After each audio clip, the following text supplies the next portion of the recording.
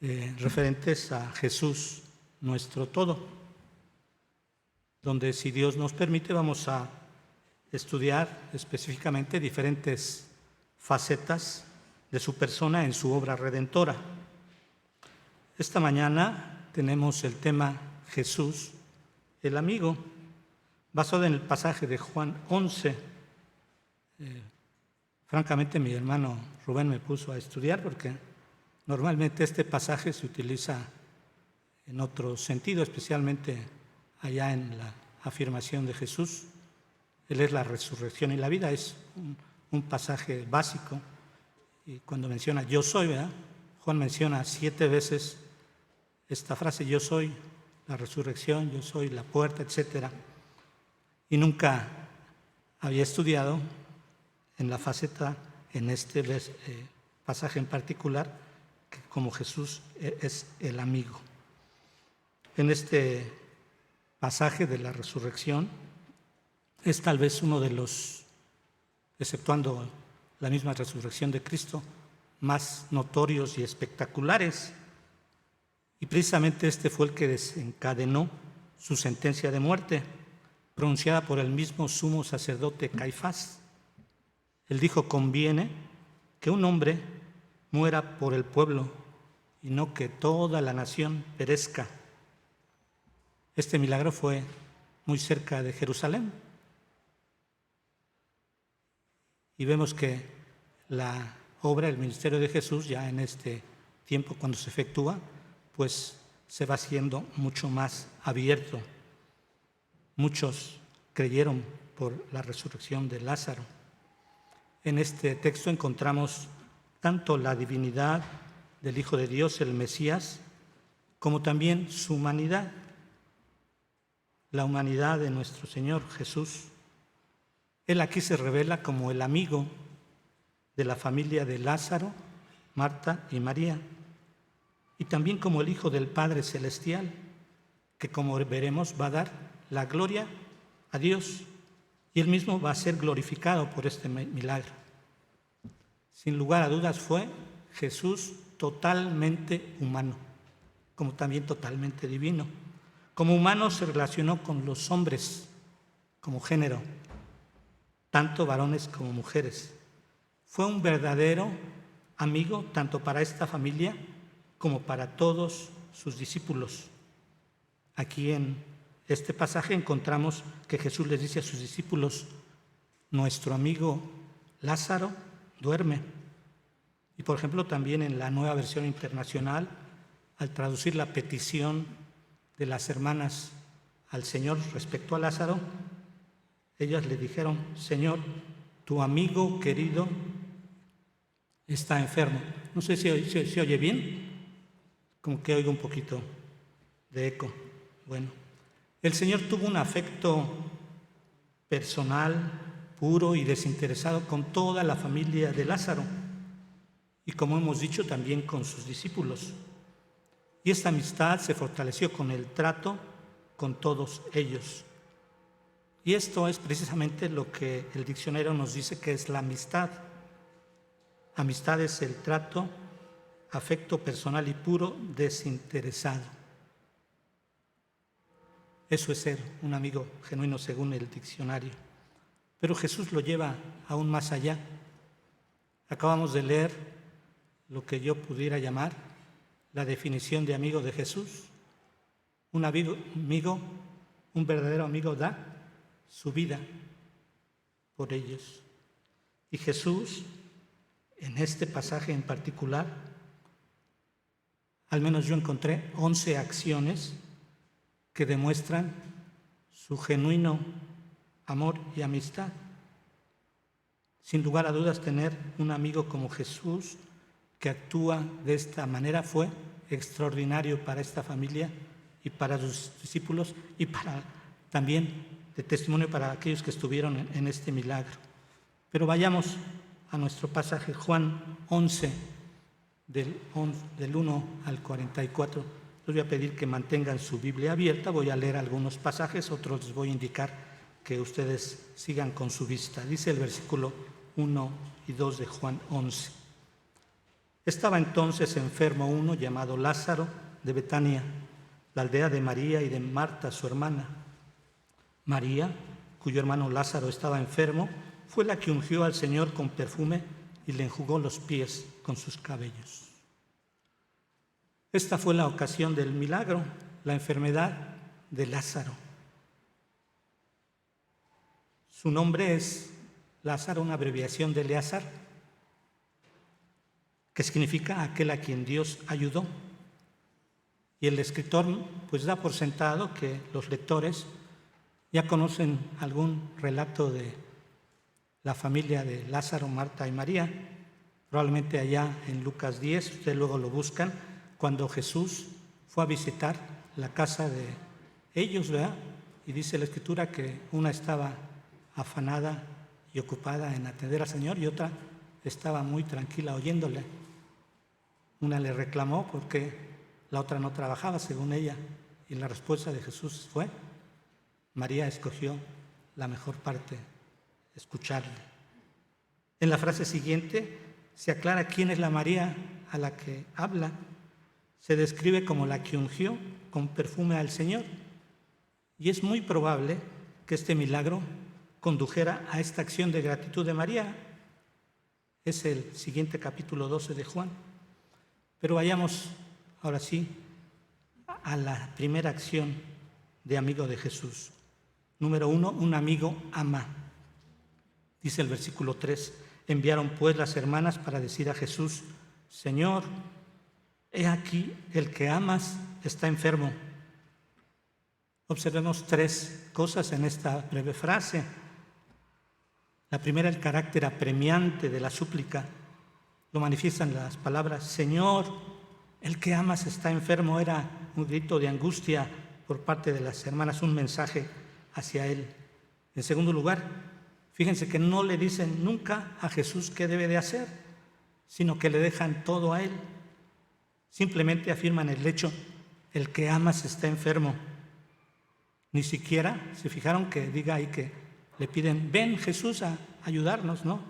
Tercera, en la base de su súplica no es la base el amor que pudiera tenerle Lázaro a Jesús o el amor de Marta y María a su Señor, porque ellas eran discípulas, sino solo el amor del Señor Jesús hacia Lázaro. Saben que en el corazón de Jesús hay un afecto cálido y personal por él. Probablemente en ocasiones anteriores, vemos que por lo menos se menciona una vez que antes que ya los había visitado, pero probablemente los visitaba frecuentemente. Jesús quizá incluso se los había mencionado a ellas. Y esto lleva a una segunda acción de amigo del Señor. La segunda es que un amigo promete, versículo 4, oyendo Jesús dijo: esta enfermedad no es para muerte, sino para la gloria de Dios, para que el Hijo de Dios sea glorificado por ella. La respuesta del Señor indica que Él miraba aún más allá de la muerte. Cuando dijo: esta enfermedad no es para muerte, nunca quiso decir que Lázaro no moriría, sino que la muerte no iba a ser el resultado final de esta enfermedad. ¿Cuál iba a ser la culminación según el versículo? La gloria de Dios, o sea, la manifestación del poder, amor, sabiduría de Dios, de forma que los hombres pudieran ver esto y pudieran luego proclamar estas virtudes. Así es que cuando Dios sea glorificado, también se va a glorificar al Hijo, porque son uno solo, no se pueden separar. La enfermedad entonces es para gloria de Dios. Pero ¿qué pasó, diríamos, en el intervalo de la entrega de este mensaje apremiante, el que amas está enfermo, y el regreso a la casa de Marta y María del mensajero? ¿Qué pasó? Es muy probable que Lázaro ya había muerto cuando regresó el enviado. Imaginémonos la escena, el regreso del enviado. Había, yo creo, mucha tristeza en las hermanas. ¿Y qué les dice el enviado que le dijo Jesús? Esta enfermedad no es para muerte, sino para la gloria de Dios. Yo creo que la respuesta que recibieron sorprendió a sus almas, pero con todas estas palabras abrigaban en ellas un rayo de esperanza, para sus vidas, sobre todo cuando dijo, esta enfermedad no es para muerte. Por el lado de los discípulos que habían escuchado todo, tal vez pensaban, no, pues Lázaro no va a morir. Así encontramos la tercera acción de Jesús. 3. Un amigo desea el crecimiento espiritual. Versículos 5 y 6. Y amaba a Jesús a Marta y a su hermana y a Lázaro. Se reafirma, ¿verdad?, el amor. Cuando oyó pues que estaba enfermo, se quedó 2 días más en el lugar donde estaba. Qué interesante. Según el versículo 4, el objetivo final iba a ser el incremento de la gloria de Dios. Pero este principal objetivo no excluye objetivos secundarios que armonizaran con el primero. Uno de ellos era el fortalecimiento de la fe de los miembros de esta familia y también de los discípulos. ¿Cuál sería el medio más efectivo para conseguir este fin? ¿Sanar a un enfermo o resucitar a un muerto? Naturalmente lo segundo. En consecuencia, cuando Jesús oyó que Lázaro estaba enfermo, permaneció, dice, 2 días más en el lugar. Probablemente salió hacia Judea hasta que Lázaro murió, por lo que luego vamos a ver, a fin de que el milagro y la gloria a Dios fueran aún más grandes. A pesar de lo que pareciera suponernos a nosotros una demora cruel, fue en realidad una preocupación por el bienestar espiritual de los discípulos y de la familia. Los caminos de Dios a veces son difíciles de comprender, ¿verdad? Además, cuanto más se iba a fortalecer su fe, más iba a haber un incremento en la gloria a Dios. En consecuencia, hay una perfecta armonía entre el fin principal y el secundario. Por eso, número 4, un amigo obra y toma riesgos. Vean ustedes del versículo 7 al 13. Hemos dicho que ya habían pasado 2 días y Jesús les dice a los discípulos, vamos a Judea otra vez. ¿Qué pensaban los discípulos? ¿Qué dijimos? Que Lázaro ya se había estado recuperando perfectamente. Entonces se preguntan, bueno, ¿ha de haber algún otro motivo para nuestro pasaje a Judea? Visto de esta forma, nos sorprende la respuesta de los discípulos, que dijeron, Rabí, ¿ahora procuraban los judíos apedrearte y otra vez vas allá? Ellos no pueden entender por qué Jesús quería regresar a un territorio, Judea, donde recientemente, vean ustedes los capítulos anteriores a Juan 11, donde intentaron apedrear a Jesús. Y la respuesta de Jesús pareciera enigmática, pero no tenía nada. Él dice que la duración del día es constante, comparándola con que su ministerio terrenal tenía una duración fija que Dios había dicho. No se podía prolongar por ningún medio, ni tampoco se podía cortar por ningún complot que pudieran tener sus enemigos. Y además Jesús revela el propósito de ir a Judea. Tiene que ver con Lázaro.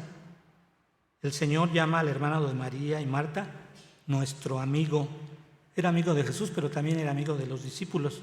Yo creo que los discípulos también convivían mucho con esta familia. El Señor se dirige a los discípulos con estas palabras: nuestro amigo Lázaro duerme, mas voy para despertarle.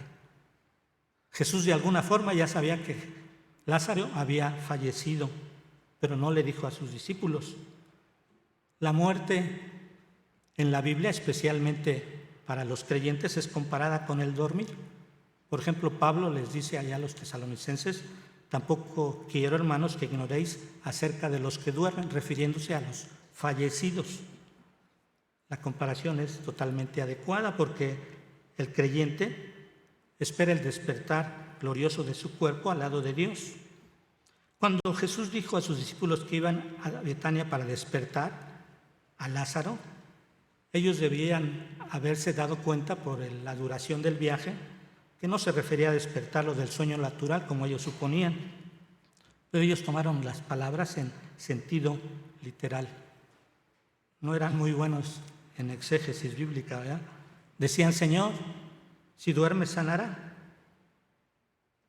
Pero es apropiado que ellos tuvieran estas ideas que a nosotros pudieran parecernos pues no muy inteligentes, porque ellos habían oído la primera promesa: esta enfermedad no es para muerte. Un error, el primero simplemente condujo al siguiente: se va a recuperar. Así encontramos la quinta acción del Señor.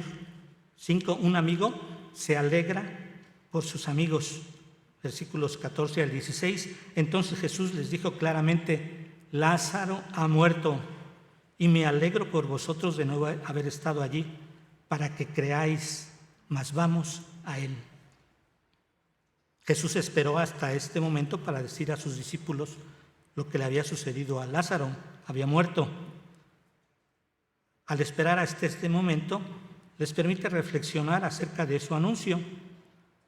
A la luz de su primer dicho: nuestro amigo Lázaro duerme, mas voy para despertarle.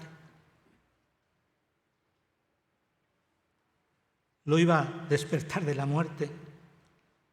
Esto debiera haber aclarado las ideas a los apóstoles, pero totalmente no fue así. La respuesta de Tomás pues fue totalmente errónea. Pero Jesús sabía exactamente lo que iba a hacer. Iba a resucitar y fortalecer de esta forma la fe de todos. Por esta razón Jesús dice: me alegro por vosotros de no haber estado allí, para que creáis. Así llegamos a la sexta acción del Señor. 6. Un amigo escucha, nos oye. Versículos 20 primero. Entonces Marta, cuando oyó que Jesús venía, salió a encontrarlo. Parece que nadie avisó que Jesús ya venía. Muy probablemente Jesús envió a un mensajero a avisarle solamente a Marta.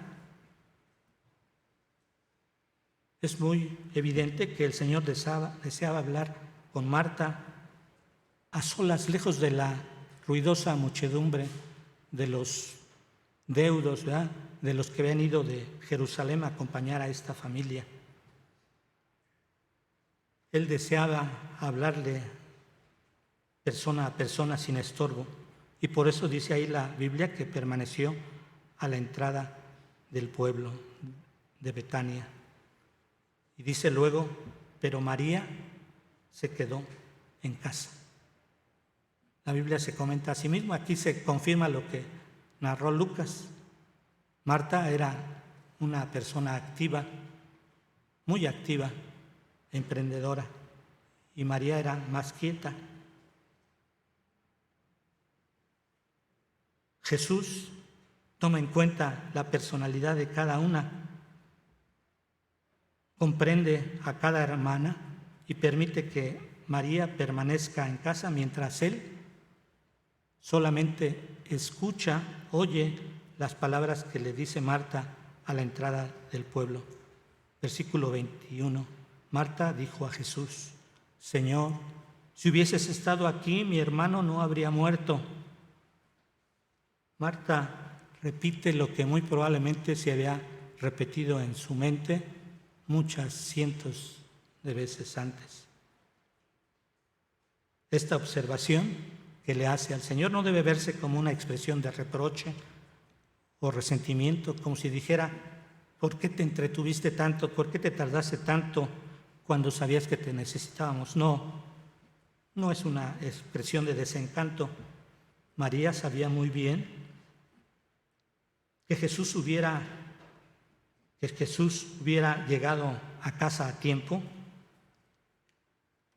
lo hubiera sanado, pero no había sido posible, muy probablemente por la distancia. En consecuencia, debemos tomar estas palabras solamente como expresión de sumo dolor expresadas al Señor. Y luego agrega en el versículo 22, mas también sea ahora que todo lo que pidas a Dios, Dios te lo dará.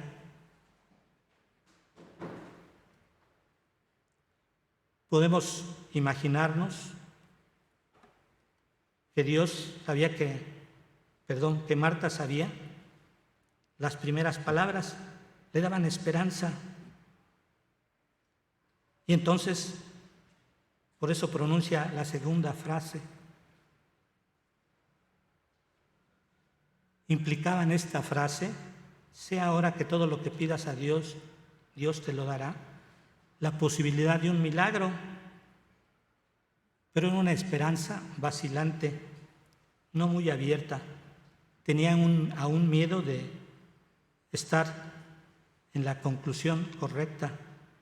En el corazón de Marta combatían el dolor de la muerte de su hermana con la luz de la esperanza. A lo mejor Jesús ora y lo resucita. Estamos expresamente frente a una mujer profundamente conmovida, dolida por la muerte de su hermano. Pero también estamos frente a una mujer discípula del Señor, con el alma llena de reverencia hacia su Señor. Ella conservaba un dejo de esperanza. Marta había visto muchos milagros de Jesús y muchos habían sido en respuesta a la oración. Por eso ella expresa esta frase, mas también sea ahora que todo lo que pidas a Dios, Dios te lo dará. Sin embargo, al hacer esta frase, la palabra que utiliza es pedir en vez de orar. Una palabra que Jesús nunca utilizó al orar. El término que utiliza Marta es el adecuado en el caso de que un inferior pide un favor a un superior. Pero eso no era así en las oraciones del Señor. Jesús empleaba, respecto a sus propias peticiones a su Padre, la igualdad de dos personas, la que pide y aquella que se pide. Podríamos decir entonces que Marta aún no había comprendido el pleno significado de la relación Padre, Dios Padre e Hijo de Dios. Sin embargo, hay que subrayar esta frase, sé que ahora todo lo que pidas, Dios te lo dará. Tenía una esperanza. Y así tenemos la séptima acción del Maestro. Después de oír, séptima, un amigo anima. Versículo 23. Jesús le dijo, tu hermano resucitará. Marta le dijo, yo sé que resucitará en la resurrección, en el día postrero. Dios dice de una manera simple y sencilla lo que iba a ocurrir. Tu hermano resucitará. ¿Y qué responde Marta? Tal vez refrenando o apagando su vacilante esperanza. Responde, yo sé que resucitará en la resurrección del día postrero, no en ese momento, sino en el futuro. Probablemente en ese momento triunfó el dolor y el desaliento en Marta, que veía ya en la tumba a su hermano. Probablemente ella pensaba, no, me lo dice para solamente consolarme. Se refiere a la resurrección del fin de los tiempos. Y esto nos lleva a la octava acción del verdadero amigo. 8, un amigo alienta, da esperanza y sostiene.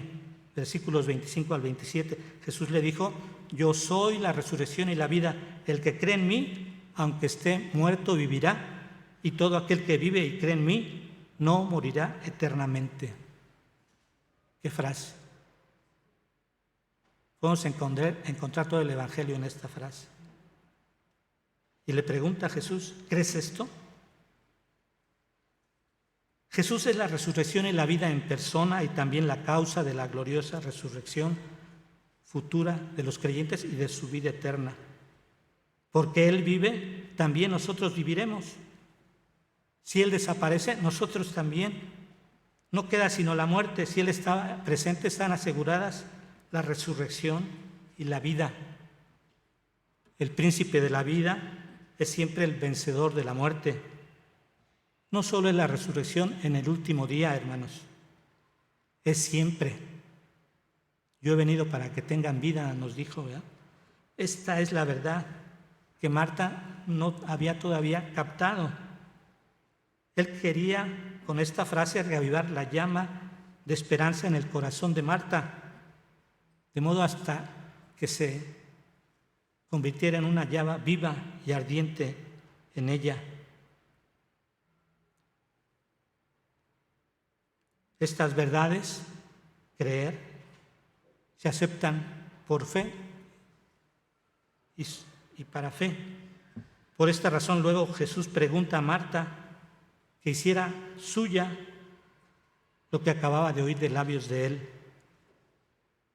Es decir, que Él es la resurrección y la vida.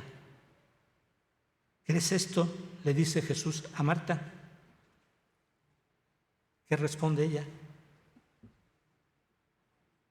La confesión de Marta es amplia, positiva, heroica bajo las circunstancias.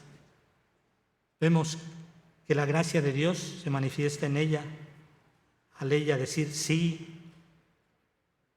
Entiendo la afirmación de Jesús, que es la vida, y luego las dos proposiciones que siguen. Y luego también, Señor, yo he creído, es decir, que había llegado a una profunda convicción que Él es el Cristo, el Hijo de Dios. Así tenemos una novena acción de Jesús, de un amigo. Un amigo nos trata personal e individualmente. Versículo 28. Habiendo dicho esto, fue y llamó a María, su hermana, diciéndole en secreto: el Maestro está aquí y te llama. Ella, cuando lo oyó, se levantó deprisa y vino a él. Podemos imaginarnos la escena: Marta entrando a la casa con toda la muchedumbre, acercándose a su hermana y susurrándole al oído. ¿Pero por qué llamó de esta forma a María? La razón más natural que encontramos es que Jesús se lo había así pedido que lo hiciera. Por eso las palabras de ella: el Maestro está aquí y te llama.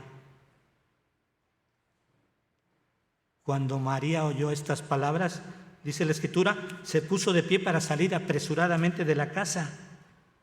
Se dirigía a su Señor, a su amigo. Este todavía estaba en el punto mismo donde aún había hablado con Marta. Y si Marta era emotiva, María era mucho más.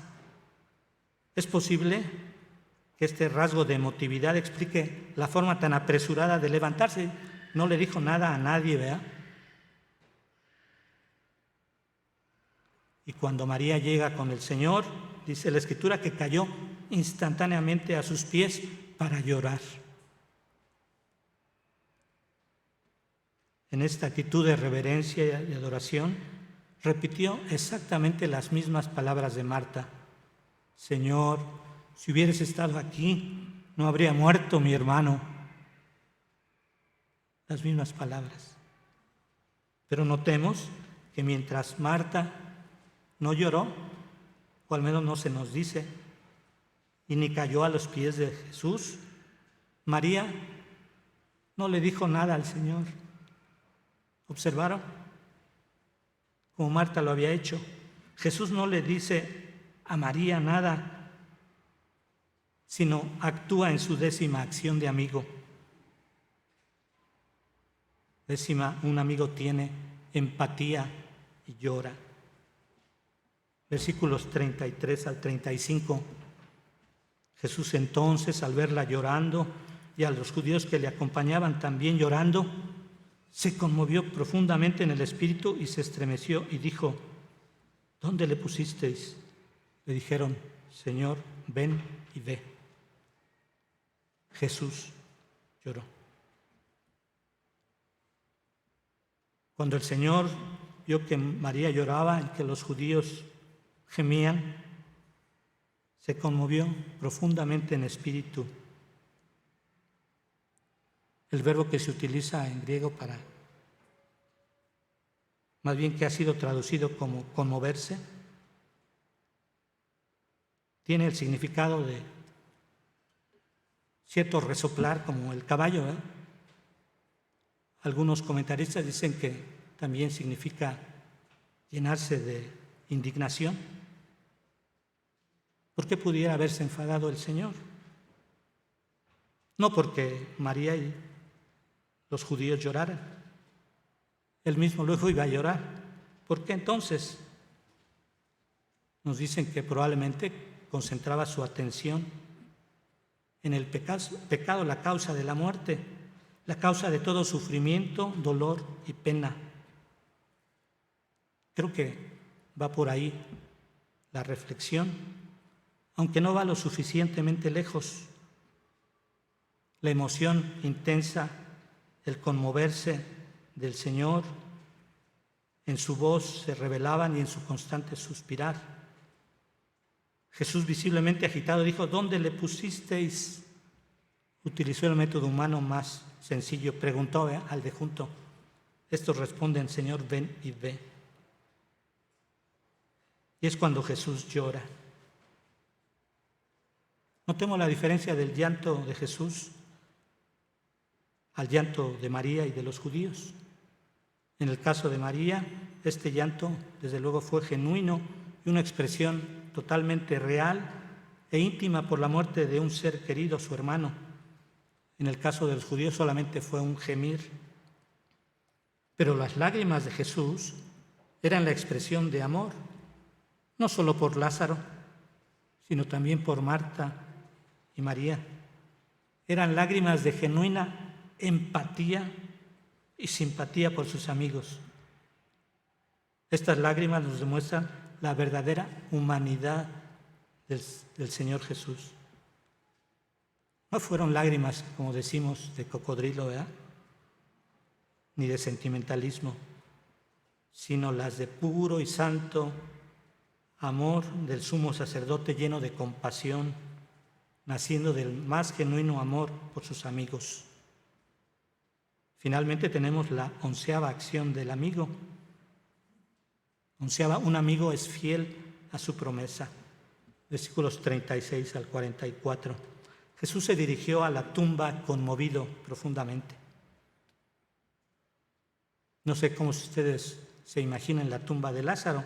A lo mejor ha visto en algunas películas o fotos o dibujos. Tal vez era una roca sobresaliendo de la tierra, quizá ligeramente inclinada a fin de ahuyentar a los animales salvajes, y sobre ella una lápida de piedra. En ese momento, Marta, la hermana del que había muerto, tal vez fijando más su atención en el olor y en que sabía que ahí estaba el cadáver de su hermano, y no poniendo los ojos en Jesús, el conquistador de la muerte, dice: Señor, llegue ya, porque hace 4 días que murió. El evangelista refiere esta objeción de María a fin de poner en la justa dimensión la grandeza del milagro por suceder. Sin lugar a dudas, la fe de Marta vacilaba, y para fortalecerle en su fe, Jesús resumió lo que ya antes le había dicho con esta frase: ¿no te he dicho que si crees verás la gloria de Dios? ¿Qué le había dicho antes? Marta ya había escuchado las siguientes palabras de Jesús.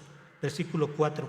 Esta enfermedad no es para muerte, sino para la gloria de Dios, para que el Hijo de Dios sea glorificado por medio de ella. Versículo 23. Tu hermano resucitará. Versículo 25 y 26. Yo soy la resurrección y la vida. El que cree en mí, aunque esté muerto, vivirá. Y todo aquel que vive y cree en mí no morirá eternamente. Desde luego, Jesús no puede haber querido decir que la realización del milagro dependía solamente del ejercicio de la fe de Marta. No, lo que quería comunicar era que si Marta dejaba de pensar en el cadáver y ponía su mirada en el Señor, confiando plenamente en Él, en su poder y en su amor, vería este milagro como verdadera señal, prueba de la gloria de Dios reflejada en el Hijo de Dios. Marta se quedó callada. Pero fíjense, la acción de Jesús, antes de realizar el milagro, ofrece una oración. Lo que Marta le había dicho, yo sé que si pides, ¿verdad? Aunque no muy bien. Una oración que es el Señor, hermosa por su confianza, sencillez y sinceridad. Y Él ora, no como de un subalterno a un superior, ora como el enviado del Padre, como el mediador, ya que era el Hijo de Dios. Dice la Escritura, alzó los ojos y dijo, Padre. No dijo nuestro Padre, como cuando enseñó a los discípulos a orar. Padre, solamente lo podía decir Él porque es el Hijo unigénito de Dios. Te doy gracias por haberme oído. Solo Jesús podía decir esto. Hablaba como si el milagro ya se hubiera realizado, porque tenía la plena certeza de que iba a realizarse. Estas palabras fueron pronunciadas por el bien del auditorio, en voz alta. Por eso añade, yo sabía que siempre me oyes. Se revela en esta oración la relación, como he dicho, íntima entre el Padre y el Hijo, para que la multitud que lo rodeaba creyera que Él era el enviado, el Mesías prometido. Así Jesús coloca en el marco apropiado el milagro que va a realizar y dice que clamó a gran voz, gritó. Esto no era necesario, pero Jesús gritó para que toda esa multitud que lo rodeaba estuvieran conscientes del hecho de que el muerto solamente iba a responder a su llamamiento. Jesús había hecho milagros a distancia, por ejemplo. Lo que gritó Jesús fue, Lázaro, ven fuera. Algunos predicadores han dicho que si no especifica que era Lázaro quien venía fuera, pues todos los muertos se hubieran levantado. Era la expresión de su voluntad omnipotente lo que hizo que el muerto volviera a la vida. No sabemos cómo sucedió exactamente, porque fue un milagro, y el milagro trasciende nuestra comprensión humana. Con sencillez se narra la maravillosa obra, el que había muerto salió. Y es un cuadro vívido, ¿no? Sale tal vez saltando porque tenía atadas las piernas y las manos con las vendas y fajas con que los envolvían. Salió probablemente saltando con mucha dificultad y con el rostro envuelto en un sudario o pañuelo. ¿Y qué hace Jesús? Desalienta toda vana curiosidad. Protege a su amigo Lázaro. No quiso que Lázaro permaneciera allí para dejar boquiabiertos a los curiosos para una serie de preguntas y respuestas. No. ¿Dónde estaba tu alma? No. ¿Cómo se siente volver a la tierra?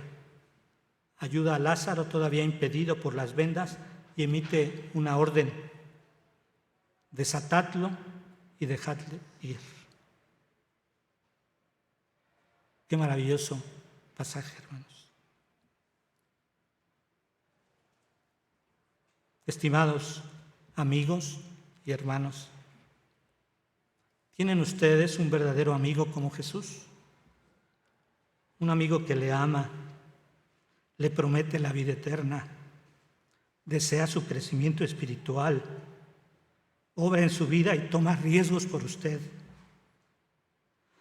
Se alegra con sus alegrías, le oye en sus penas, le anima en sus dificultades, lo alienta en sus problemas.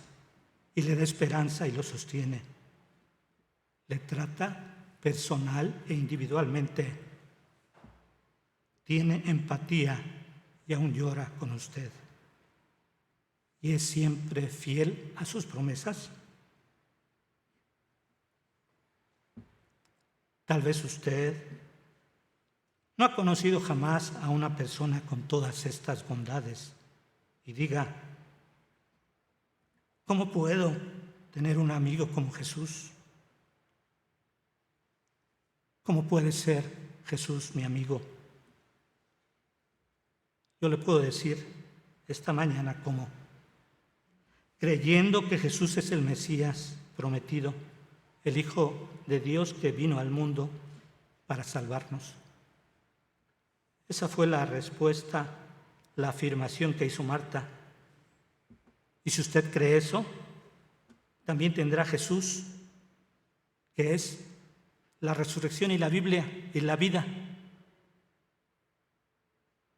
Todo esto es un regalo de Dios el Padre, el dador de la gracia. Y el regalo, el don que recibimos el Hijo, el Señor Jesús, es Dios también. El Padre nos da todo lo espiritual y todo es Cristo. Si usted, querido hermano, ya es amigo del Señor Jesucristo y ha aceptado que es su Salvador personal, tal vez en esta mañana piense que ha descuidado su relación de amistad, no la ha cultivado, a lo mejor ha dejado de hablarle cada día, se ha olvidado de tener una relación cercana con Él, no ha fortalecido, no ha crecido en su amistad con Él. Recuerde entonces, hermano, que Él es fiel y un verdadero amigo que le espera. Acérquese a Él y Él le recibirá con amor. Que Dios abra nuestros ojos para que veamos quién es el Señor, nuestro amigo, la resurrección, la vida y mucho más. Como si Dios quiere, veremos en los siguientes mensajes. Cristo es todo para los santos hoy. Si tienes a Cristo, tienes todo. Oremos, hermanos. Gracias, Señor, por tu palabra, que es viva y eficaz y más cortante que toda espada de dos filos. Permite que tu Espíritu Santo nos constriña y podamos comprender tu mensaje para cada una de nuestras vidas. Bendice a mis hermanos y sé tú con ellos, por Cristo Jesús. Amén.